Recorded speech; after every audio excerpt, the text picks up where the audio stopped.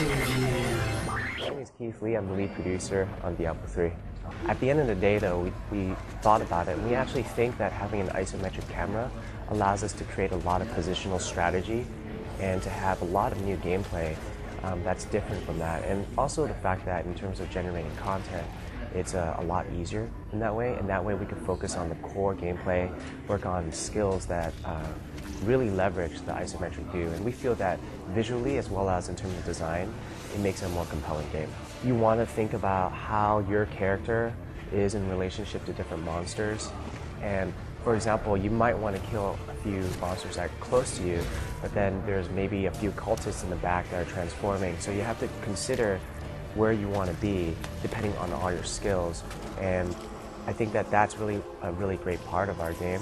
Another really big thing about our game is the fact that we have a very easy interface so that you can figure out where you want to go, like on the screen very quickly. And each hero also has a lot of different skills that allow you to shoot ranged weapons.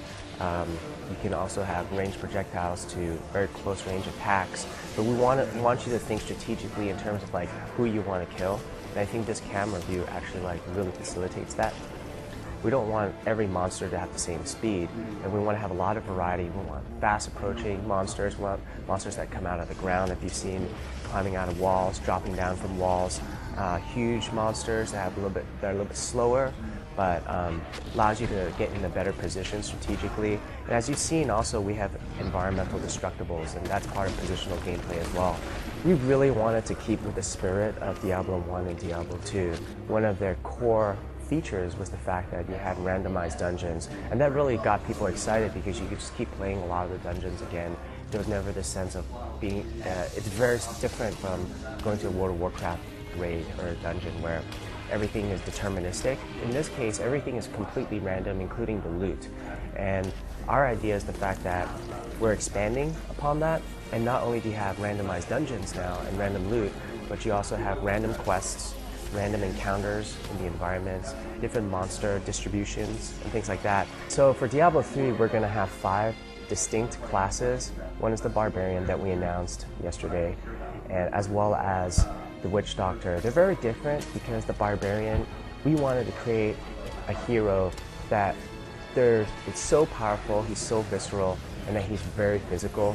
But one of the coolest things that we felt that the Barbarian was a character that we wanted to carry over from the past Diablo series, but we wanted to add a lot of new skills and still keep a lot of the favorites that people had, such as Whirlwind or the Leap and things like that.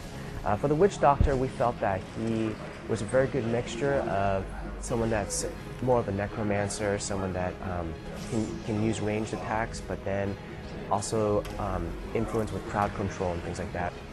So one of the things about Blizzard, of course, this is Blizzard, is the fact that we're so focused on the quality of the game that as long as our fans are really happy with it and that we are and we play it a lot, that's when we feel it's ready. That being said, our production of our game isn't linear. There's no way to really say it's 20% or 40 because when you get to the point where you're 80% done, that might actually just be 20% of the work still. So what we really want to do is complete the game, and then we'll iterate on it, and we'll just continue to polish it until we feel that we're really happy and that we're ready.